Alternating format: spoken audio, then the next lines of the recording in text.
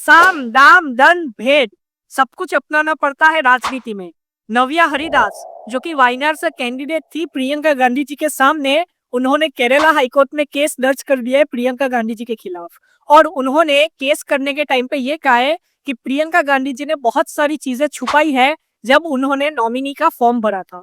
मतलब कि जब उन्होंने इलेक्शन लड़ने के लिए वायनाड में फॉर्म भरा था, तब उन्होंने अपनी बहुत सारी एसेट, प्रॉपर्टी और ऐसी जो चीजें हैं वो छुपाई है। ऐसा नव्या हरिदास ने कहा है केरला हाईकोर्ट में। अब केरला हाईकोर्ट में इसकी सुनवाई करीब 7 जनवरी को होगी, क्योंकि 6 जनवरी तक तो छुट्टी है केरला हाईकोर्ट में। 2025 की जनवरी की स्टार्टिंग में ही प्रियंका गांधी जी के केस की हियरिंग होगी। और मैं बता दूं कि नव्या हरिदास ने यह भी कहा है कि प्रियंका गांधी जी ने बहुत ही गलत तरीके से चुनाव लड़ा है। अब मैं बता दूं कि प्रियंका गांधी जी वायनाड से करीब 5 लाख से भी ज्यादा मार्जिन से जीती है, और ये बहुत ही बड़ा मार्जिन है। उन्होंने अपने भाई को भी पीछे छोड़ दिया था मार्जिन के मामले में। तो मैं बता दूं कि प्रियंका गांधी जी वायनाड से बहुत ही ज्यादा वोटों से चुन के आई है। लेकिन उस पे ये जो बीजेपी का मुकदमा है, मतलब कि नव्या हरिदास का, ये एक चौंकाने वाला कदम है। क्योंकि ये एक बहुत ही बड़ा सवाल है कि क्या सच में प्रियंका गांधी जी ने प्रॉपर्टी और एसेट छुपाया है। लेकिन इलेक्शन कमीशन ने तो सब कुछ चेक किया ही होगा पहले। इसका मतलब कि ऐसा कुछ है नहीं सच में। अब वहीं पे अगर कांग्रेस की तरफ से आप रिप्लाई देखोगे, कांग्रेस के बड़े नेताओं ने मुंह पे कह दिया कि ये तो सिर्फ एक चीप पब्लिसिटी स्टंट है। मतलब कि ये तो पब्लिसिटी स्टंट है, ऐसा कुछ हुआ नहीं है, प्रियंका गांधी जी ने कोई चोरी नहीं की। बल्कि बीजेपी का तो यही काम है कि केस डालो, एफआईआर रजिस्टर करो, ऐसा कांग्रेस ने कहा। लेकिन अब हमको ये आगे ही पता चलेगा कि क्या होता है। प्रियंका गांधी जी जब से वायनाड से इलेक्शन जीती है, तब से उन पे बहुत सारे एलिगेशंस लग रहे हैं। अब मैं बता दूं, क्या प्रियंका गांधी जी जो है वो अब एमपी नहीं रहेगी?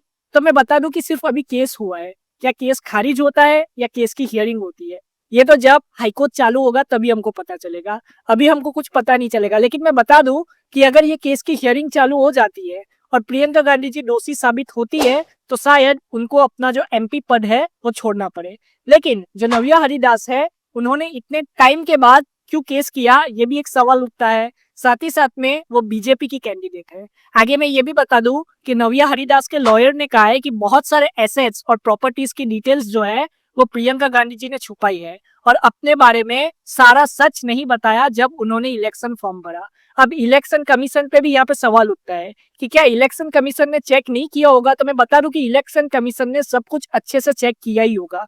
लेकिन अब ये जो केस है, ये क्यों किया गया, ये सच है या झूठ है, ये तो कोर्ट तय करेगा। आप जब भी कहीं से भी इलेक्शन लड़ते हो और आप फॉर्म भरते हो, तो आपको अपनी प्रॉपर्टी, अपने एसेट्स, आपके पास कितनी प्रॉपर्टी है, आपके पास कितना पैसा है, सब कुछ बताना पड़ता है। कितनी गाड़ियां है, सब कुछ आपको जब इलेक्शन फॉर्म भरते हो तब आपको इलेक्शन कमीशन को बताना पड़ता है। ये सीधा सा रूल है इंडिया की डेमोक्रेसी में, और ये सभी कैंडिडेट बताते हैं। प्रियंका गांधी जी की भी करोड़ों की संपत्ति है। जब वो नॉमिनेशन पेपर फाइल कर रही थी, तब उन्होंने सारा कुछ डिस्क्लोज किया था। लेकिन नव्या हरिदास जी का कहना है कि बहुत सारी चीजें प्रियंका गांधी जी ने छुपाई है, और प्रियंका गांधी जी ने चीटिंग से ये चुनाव जीता है, ऐसा नव्या हरिदास का कहना है। साथ ही साथ में सीपीआईएम, जो कि कांग्रेस के इंडिया अलायंस के अंदर आती है, लेकिन मैं बता दूं सीपीआईएम और कांग्रेस केरला में एक दूसरे के अगेंस्ट है। इसीलिए सीपीआईएम ने भी कह दिया है कि हाँ, प्रियंका गांधी जी ने जो चुनाव जीता है वो गलत तरीके से जीता है, ऐसा सीपीआईएम के नेताओं का कहना है। साथ ही साथ मैं बता दूं कि सीपीआईएम के नेताओं ने कोई केस नहीं किया, लेकिन नव्या हरिदास ने, जो बीजेपी की कैंडिडेट है, उन्होंने तो केस कर दिया है प्रियंका गांधी जी पे केरला हाईकोर्ट में।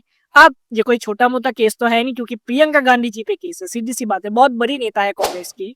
तो ये आने वाला वक्त ही बताएगा कि क्या ये केस सच है या झूठ है। आप अपनी राय कमेंट में जरूर बताएं। जय हिंद।